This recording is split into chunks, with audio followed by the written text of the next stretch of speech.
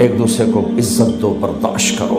میرے نبی نے فرمایا بہترین مسلمان وہ ہے جو بیوی سے اچھا سلوک کرتا ہو، اور بیوی سے فرمایا میری شریعت میں سجدہ ہوتا تو بیوی سے کہتا خامند کو سجدہ کر۔ بہترین صدقہ اولاد کی تربیت ہے۔ پورا گھر میرے نبی نے نقشہ، ہر ایک کی قیمت بتائی۔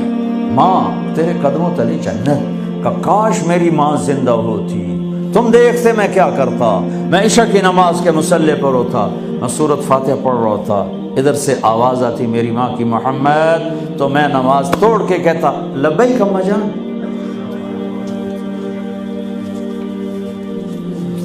باپ کا تیرے جنت کا دروازہ ہے، باپ تیری جنت کا دروازہ ہے، کھولنا توڑنا نہیں، کھولنا توڑنا نہیں، توڑ دیا تو جنت میں نہ جا سکو گے۔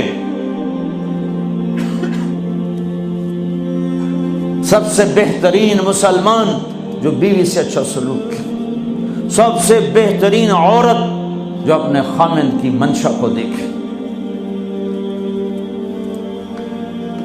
پھر آپ نے ایک عجب بات فرمائی جو معاشرے میں بہت بوجھ بنتا ہے جس کا، ہاں بھائی تمہیں ایسا صدقہ بتاؤں جس سے بڑھ کے کوئی صدقہ نہیں، تمہیں ایسا صدقہ بتاؤں جس سے بڑھ کے کوئی صدقہ نہیں۔ انہوں نے کہا جی کیا؟ کہا الابنۃ المردودہ، جس کی بیٹی کو طلاق ہو گئی یا بیوہ ہو گئی اور گھر واپس آ گئی ماں باپ کے، یا ماں باپ نہیں ہے تو بھائی ہیں، وہ ایک بوجھ بنتی ہے ماں باپ پر بھی، اور بھائی تو ویسے ہی باغی ہو جاتے ہیں۔ میرے نبی نے فرمایا اس بچی پہ خرچ کرنا کائنات کا سب سے افضل صدقہ ہے۔ گھر، ایک گھر کیسے چلتا ہے؟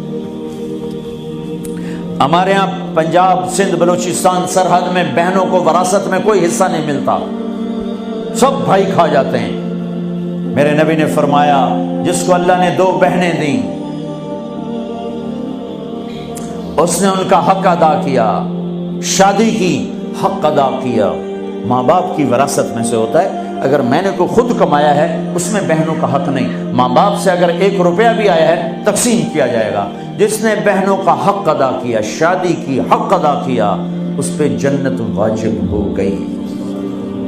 جس کو اللہ نے 3 بیٹیاں دی، اس نے ان کی ڈولی اٹھائی، وہ جنت میں میرے ساتھ یوں ہوگا۔ ایک بولے اگر 2 ہوں، کہ جس نے 2 بیٹیوں کی شادی کی وہ بھی ایسے ہوگا۔ اللہ بھلا کرے۔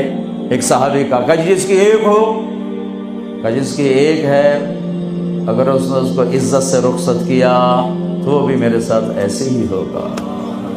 پھر کئی بچیوں کو طلاق پڑی ہے کہ اس کو بیٹا نہیں ہوتا۔ یہاں آنے سے پہلے کا واقعہ، پنڈی سے بچی رو رو برا حال اس کا، میں تو فون سنتا ہی نہیں ہوں ایسے کہ میرا تو کلیجہ پھٹ گیا ہے۔ ہے کہنے لگی کہ سسرال نے کہا تھا بیٹی ہوئی تو طلاق دے دیں۔ میں نے کہا اس میں میرا کیا قصور ہے، اور بیٹی ہی ہوئی اور مجھے طلاق پڑ گئی، اور میں گھر آ گئی 22 سال کی عمر میں۔ بیٹی دینے والا اللہ اور ظلم کرنے والا سسرال۔ میرے نبی کو اللہ نے بیٹے دے کے اٹھا لیے، قاسم اٹھا لیے، عبداللہ اٹھا لیے، ابراہیم اٹھا لیے، 4 بیٹیاں دی، 3 زندگی میں اٹھا لی، زینب، ام کلثوم، رقیہ، تینوں آنکھوں کے سامنے چلی گئیں۔ فاطمہ سے نسل چلی، آپ نے فرمایا لوگوں کی نسل بیٹے سے چلتی ہے، میری نسل میری بیٹی فاطمہ سے چلی۔ اس لعنت کو دھویا۔ عورت کا کیا قصور ہے اگر اس بیچاری کو بچیاں ہو رہی؟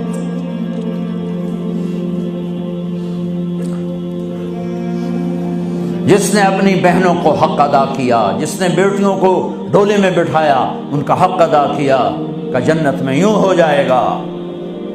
بہنوں کو دینا اتنا ضروری ہے، حرام ہو جاتی ہے روٹی۔ میں نے مولانا جمشید صاحب میرے استاد ہیں، میں نے ان سے تفسیر پڑھی۔ میں ایک دن شہد کی بوتل لے کر گیا، پرانی بات ہے 76-77۔ میں نے کہا حضرت یہ ہدیہ ہے۔ فرمایا کہاں سے لائے ہو؟ کہ میرے اپنے باپ کا۔ فرمایا تیرے باپ نے اپنی بہنوں کو، تیرے باپ نے اپنی بہن یعنی میری پھوپھیوں کو، تیرے باپ نے اپنی بہنوں کو زمین میں سے حصہ دیا تھا؟ یہ سوال کیوں کیا؟ 10 روپے کی شہد کی بوتل تھی اس وقت، کہ اگر دیا تھا تو یہ میں لے لوں گا، اگر نہیں دیا تو پھر یہ حرام ہے، میں نہیں لوں گا، یہ مطلب